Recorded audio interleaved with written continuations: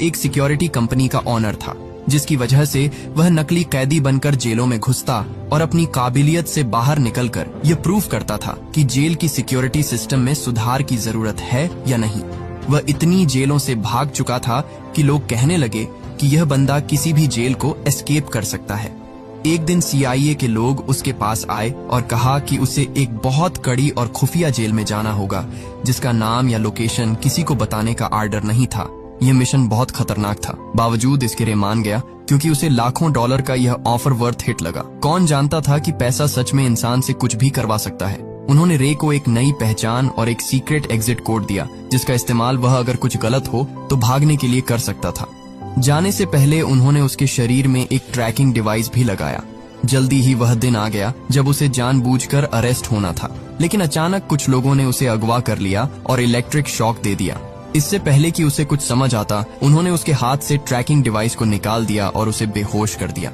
जब उसकी आंखें खुली तो उसने खुद को एक अजीब सी जेल में पाया, जिसमें हर रूम कांच का बना हुआ था और वहाँ हर जगह कैमरे थे। उसके आसपास सभी कैदियों को भी ऐसे ही 24 घंटे सुपरविजन में रखा गया था। यह जेल पूरी तरह से हवा में लटकी हुई थी, जिससे कोई भी कैदी जमीन खोदकर भागने का सोच भी ना सके।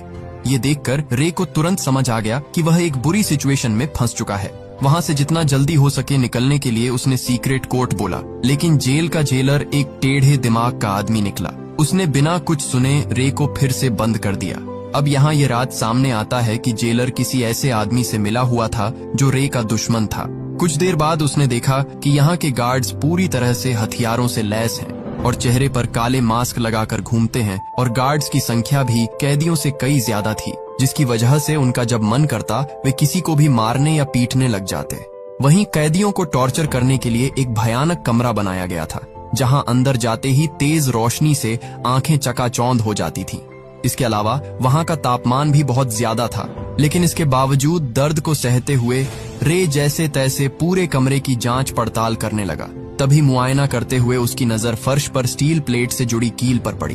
उसी मोमेंट उसके दिमाग में एक आइडिया आया। बाहर निकलने के बाद उसने प्लान बनाना शुरू कर दिया। अब जेल से बाहर निकलने के लिए उसे किसी की सख्त जरूरत थी।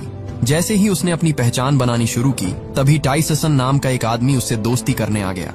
उसकी आंखों में अलग ही चमक थी। उसने सीधे पूछा, क्या चाहिए तुझे? रे ने भी कुछ नहीं छुपाया और सीधा कहा, मुझे एक चमकदार आयरन शीट चाहिए जो रोशनी को रिफ्लेक्ट करे, और अगर तुम मुझे यह लाकर देते हो तो हमारी दोस्ती पक्की समझो। इस पर टाइसन भी राजी हो गया। इसके बाद वह सीधा जेलर के पास पहुंच गया और उसे उल्टा सीधा कहने लगा, जिससे टेढ़े दिमाग का जेलर गुस्से में आकर उसे वाटर टॉर्चर देने लगा। हालांकि इसी